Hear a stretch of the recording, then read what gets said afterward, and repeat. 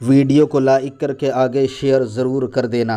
किस्सत को तुफैल मुझे हक कहने और आप तमामी ख़वातीन व हज़रात को हक सुनकर उस पर अमल करने और उसे आम करने की तौफीक अता फरमाए।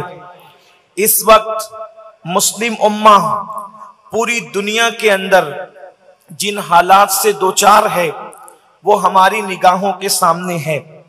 याद रखिए, मैं इस महफिल में कोई मेहमान खतीब की हैसियत से मदऊ नहीं हूँ। असल आपके मेहमान किबला अमीर मोहतरम है जो थोड़ी देर में आने वाले हैं, और वो जितने टाइम में आएंगे बस उतनी ही देर मुझे कुछ बातें कहने का हुक्म है, तो बहुत मुख्तसर वक्त में अपनी बातों को समेटने की कोशिश करूँगा। मैं अपने जवानों से गुजारिश करता हूँ कि मेरी गुफ्तगू को बहुत तवज्जो के साथ समाअत करें। आप इसको गुफ्तगू को या महफिल को तफरीह का जरिया न समझें, बल्कि एक एक जुमले पर आप करम फरमाएं, तवज्जो फरमाएं कि इस वक्त मुस्लिम उम्मा के जो हालात पूरी दुनिया के अंदर है, हम किसी एक मुल्क की या किसी एक इलाके की बात नहीं करते, बल्कि पूरी दुनिया में कहीं पर मुसलमान सुकून और इत्मीनान की सांस नहीं ले रहा है। कहीं पर मुसलमानों के मसाइल भुखमरी के हवाले से है, यानी कहीं पर रोटी के लिए मुसलमान तड़प रहा है, कहीं कपड़े के लिए बेचैन है, कहीं मकान के लिए दर दर की ठोकरें खा रहा है, कहीं जालिम हुक्मरानों की हुक्मरानी ने उसको अपने शिकंजे में जकड़ लिया है। कहीं पर हालात ये हैं बेटियों की आबरू लुट रही है, कहीं पर हालात ये हैं कि मुस्लिम जवानों की लाशें बेगोरो कफन तड़प रही है, कहीं पर हालात ये हैं कि नन्हे नन्हे बच्चे माँ की गोद के अंदर दम तोड़ रहे हैं, और फिर से करबला के उस मंजर को गोया के दोहराया जा रहा है कि फिर कोई अली असगर से किसी माँ की गोद उजड़ती नजर आ रही है, किसी माँ की गोद सुनी सुनी होती नजर आ रही है। यकीनन बड़े बड़े मुफक्किरीन इस बात के हवाले से मसाइल का इदराक करके उम्मत को बता रहे हैं। पूरी दुनिया मरसिया खा है कि मुसलमान मसाइल का शिकार है, मुसलमान मसाइल का शिकार है, मुसलमान मसाइल का शिकार है। लेकिन मैं एक बात अपने जवानों से कहना चाहता हूँ, मेरे प्यारे आका सल्लल्लाहु अलैहि वसल्लम के प्यारे दीवानों, आप मुझे ये बताएं कि हमने ये वाकयात सुन रखे हैं, हमने ये वाकयात सुन रखे हैं कि जब भी मुसलमान पर बुरा वक्त आता है तो आसमान से मदद के काफिले उतरते हैं। कभी जिब्रील हजारों मलाइका को अपने साथ लेकर के जमीन पर आते हैं और फिर मदद किया करते हैं। ये कोई कहानी किस्सा नहीं, बल्कि ये सिहा की रिवायतों में मौजूद है कि जब भी अल्लाह अकबर सिद्दीक अकबर समेत असहाब जब बद्र में जब बद्र में बेसरो सामान नजर आए तो उस वक्त मलाइका जो है गोया कि अपनी तस्बीगाहों को छोड़ करके मलाइका मैदान के अंदर आकर के मुसलमानों के साथ उनकी इमदाद के लिए बाज़ाब्ता तौर पर तलवार थामते हुए नजर आए।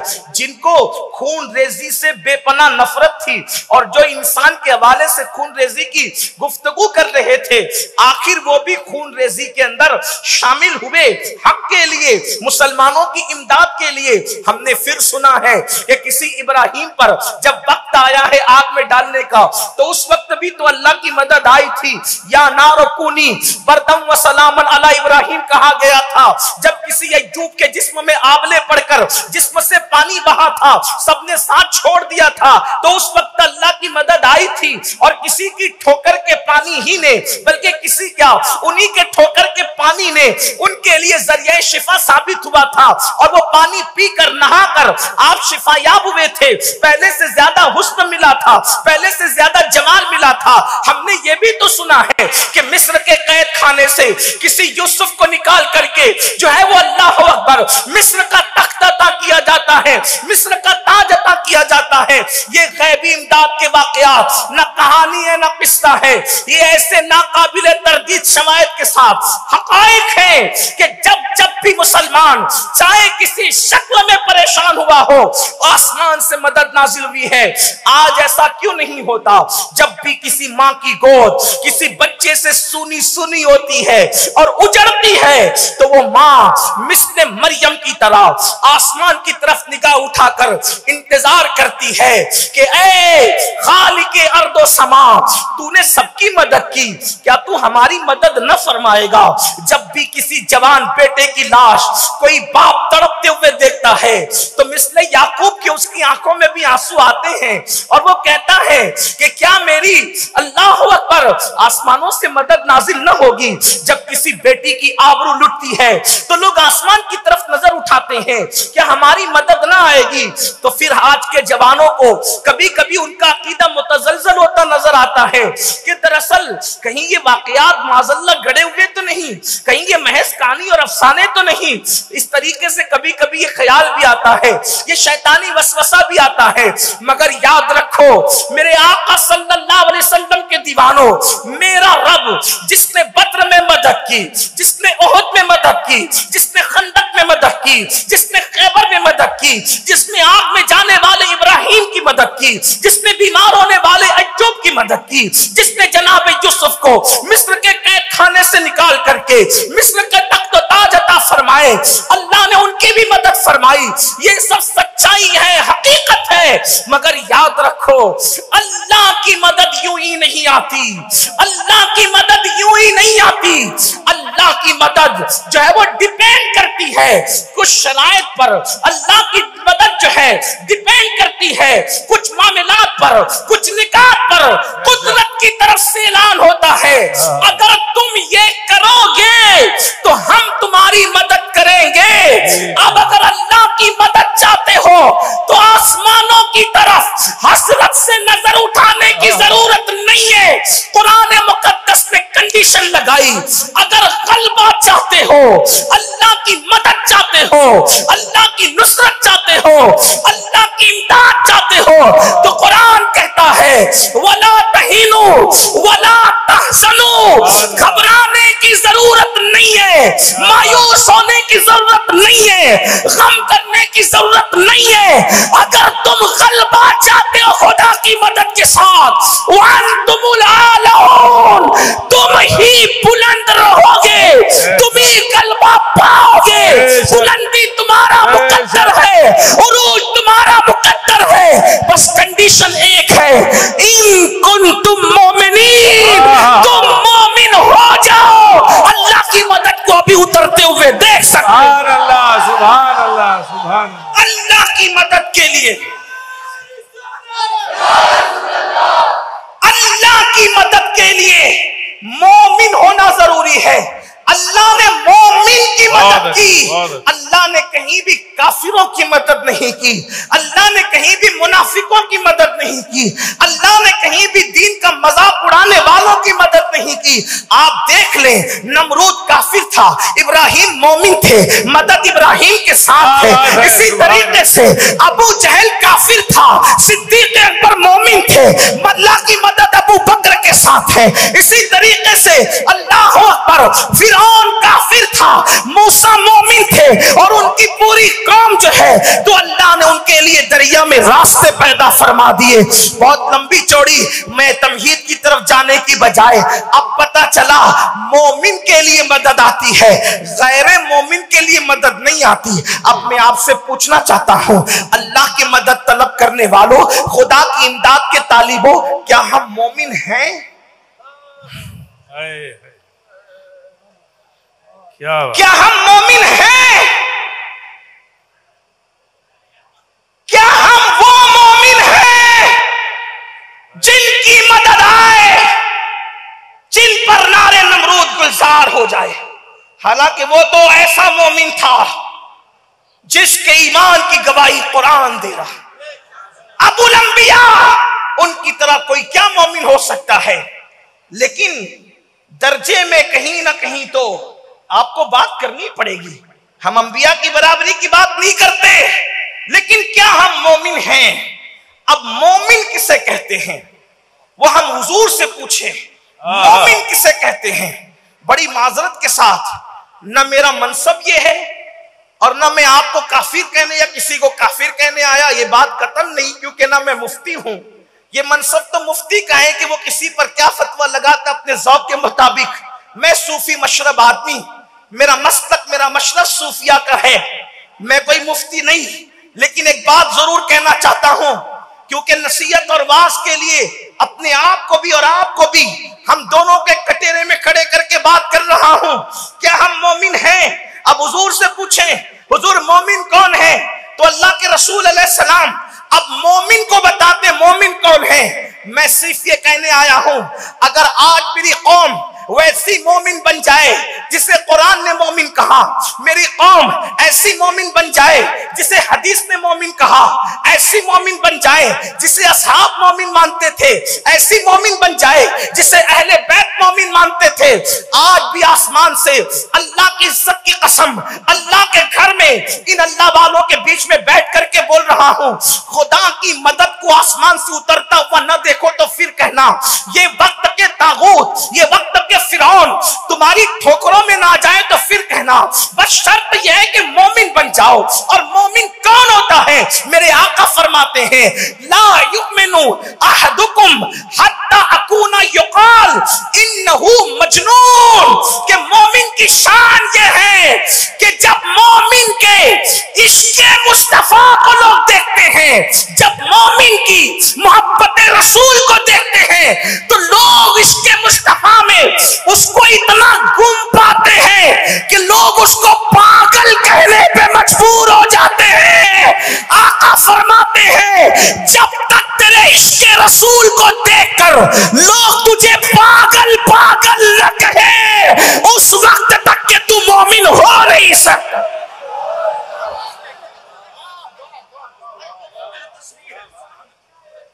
पागल न कहे, पागल न कहे, उस वक्त तक तू मोमिन हो नहीं सकता। मतलब क्या? अब थोड़ी तवज्जो कर ले। ये बेतवज्जोही भी किसी फरजानगी की अलामत है मेरे भाई, वरना बात इतनी कीमती हो रही महबूब की, जब उनका जिक्र आता है तो फरिश्ते भी अटेंशन हो जाते हैं। और मैं उनका जिक्र कर रहा हूं, मेरे महबूब का, और हम लोग तवज्जो किसी और तरफ कर रहे हैं। मैं कहता हूं, जब यार का जिक्र आए तो फिर आदमी की तवज्जो मलकुल मौत की तरफ भी नहीं रहती, अगर वो सच्चा आशिक रसूल हो जाए तो। आप आने जाने वालों की तरफ मेरे भाई तवज्जो कर रहे हैं। मैं कोई गुस्से वाला आदमी नहीं हूं, मैं सूफी मशरब आदमी हूं। आप चिल्लाएंगे भी तो मैं बोलूंगा, लेकिन इतना जरूर याद रखना, इश्क़े मुस्तफा की सच्ची पहचान यह है, जो उनसे प्यार करने लगता है और ख्याल यार आता है तो आदमी मलकुल मौत की तरफ भी तवज्जो नहीं करता। आप कहेंगे अमीनुल कादरी कैसी बात कर रहा है, मलकुल मौत की तरफ भी तवज्जो नहीं करता। मैंने कहा बात इश्क की यही है, दो आलम से करती है बेगाना दिल को अजब चीज है लज़्ज़त आशनाई, शहादत मतलूब मकसूद मोमिन, न माले गनीमत न किस्मत कुशाई। वो मलकुल मौत की तरफ तवज्जो क्यों नहीं करता? वो मलकुल मौत की तरफ तवज्जो क्यों नहीं करता? इसलिए कि यार के जलवों से फुर्सत नहीं मिलती। मलकुल मौत की तरफ तवज्जो क्यों करे? इसीलिए आशिक यार के जलवों में घूम रहता है, उसे खबर भी नहीं होती और उसकी रूह निकलती चली जाती। आप इतना सस्ता समझते इश्क़ रसूल को, आज मेरा जवान बहुत सस्ता समझता है। तो मैं अर्ज कर रहा था, जब तक किसी के इश्क को देखकर लोग उसको पागल न कहें, आका ने फरमाया वो मोमिन नहीं हो सकता। अब पागल का मतलब क्या? देखो, पागल का मतलब ये नहीं, पागल का मतलब ये नहीं कि उसको अकल ही ना हो, बल्कि आपसे कहना चाहता हूं, आशिक जितनी अकल रखता है उतनी अकल किसी के पास नहीं होती। इसीलिए और पागलों को लोग नादान कहते हैं, लेकिन जो नबी के इश्क में पागल हो जाए उस बहलूल को लोग आज तक दाना कहकर पुकारते हैं, आज तक उसको दाना कह के पुकारते हैं। और वो ऐसा दाना है कि सिर्फ दाना नहीं बल्कि दाना ही जिसके घर से लेकर के लोग जाते हैं। और फिर अल्लाह अकबर लोग जन्नत के लिए दर दर की ठोकरें खा रहे हैं। जो नबी के इश्क में पागल हो जाए वो ऐसा दाना होता है कि वक्त के बादशाह को फिर वो जन्नत फरोख्त करता हुआ नजर आता है, वो जन्नत बेचता हुआ नजर आता है। तो अर्ज कर रहा था पागल मजनून का मतलब क्या। देखो मजनून का मतलब ये नहीं कि अकल चली जाए, फिर कहता हूं, बल्कि मजनून को किसी की धुन सवार होती है, किसी की धुन सवार होती है, तो धुन की वजह से लोग उसको पागल कहते हैं। आप नहीं, अगर एक बात आदमी बार बार बार बार बार बार बार बार बार बार रिपीट करे, तवज्जो करना, बहुत अहम मोड़ की तरफ बात जाती है। अल्लाह करे आपके दिल में बात समा जाए, मेरी भी निजात आपकी भी निजात। आपके पास बड़े बड़े खुतबा आते हैं, मैं कोई खतीब नहीं, बारगाह गौसियत का एक बेहुनर सख्त फकीर, लेकिन इश्क का पैगाम लेकर आया हूं, दिल के कान से सुनना। मजनून का मतलब क्या, बेअकल नहीं, मजनून का मतलब धुन ऐसी सवार कि लोग एक ही धुन, मजनून को एक ही धुन सवार होती है, इसलिए लोग उसको पागल कहते हैं। मतलब किसी को धुन सवार हो गई किसी लड़की की, वो उसकी वजह से पागल होता है। यानी पहला मजनून जिसको कहा गया, आमतौर पे तारीख में 7 लोगों को मजनून कहा गया, 7 लोगों को। पहला मजनून जिसको कहा गया तो वो जनाबे कैस थे, कैस, और वो लैला की मोहब्बत में बस लैला ही लैला, लैला ही लैला, लैला ही लैला। बतानी मौर्रिख ने कहां तक इंसाफ किया। मुझे एक वाकया याद आता, तारीख का है, तारीख की बहुत ज्यादा बातों पर एतबार नहीं कर सकते, लेकिन बहरहाल है बात दिलचस्प, इसलिए मैं नकल कर रहा हूं, जिम्मेदार इसका नहीं हूं। लैला ही लैला, इतना लैला लैला लैला लैला के लोगों ने उसको मजनून कहा। और हमें अपने बुजुर्गों ने बताया कि सबसे पहले कैस को मजनून जिसने कहा, मजनून, वो इमाम हसन पाक है। इमाम हसन ने उसको मजनू कहा, और मजनू कहने की वजह बड़ी दिलचस्प है, उसको सुन ले आपको बात समझ में आएगी। उसको क्यों मजनू कहा जनाबे कैस को। एक मर्तबा कैस जंगल में बैठे हुए थे और 2 बुजुर्गों के दरमियान जंग चल रही थी, या 2 बुजुर्गों के दरमियान इख्तिलाफ चल रहे थे। बुजुर्ग कह रहा हूं क्योंकि मेरा मसलक मसलक इश्क मोहब्बत है, मेरा मसलक मसलक अदब है, मेरा मसलक फिक्रे रजा का जो है वो पाबंद है, इसलिए मैं कह रहा हूं 2 बुजुर्गों में इख्तिलाफ चल रहा था। खलीफा ये बुजुर्ग होंगे या खलीफा ये बुजुर्ग होंगे, और इख्तिलाफ था। उलमा जानते हैं किसके लिए हो रहा था, हालांकि अल्लाह अकबर दोनों सराखों पर है। अलबत्ता ये है अल अली माल हक, अल हक माल अली, ये अहले सुन्नत व जमात का हर दौर में मौकिफ रहा है और इंशाअल्लाह रहेगा। लेकिन उधर भी एहतराम का दामन हाथ से छूटना तो दूर की बात, छूटने का तसव्वुर भी नहीं किया जा सकता। इमाम हसन को वो मिल गए कैस, यानी कि मजनून मिल गए, तो वो जंगल में बैठा अपनी धुन में। इमाम हसन को कुछ ख्याल आया, कहा 2 बुजुर्गों में इख्तिलाफ चल रहा है, खलीफा ये होंगे या ये होंगे, जरा मैं इससे पूछ लूं। तो कहा कि अल्लाह के बंदे, ये जंगल अकेले में तू क्या कर रहा है जंगल के अंदर। उसने कोई बात करने की बजाय इमाम हसन की तरफ देखा और कहा लैला लैला और लैला। आपने मैं एक बात पूछूं, कहा पूछो।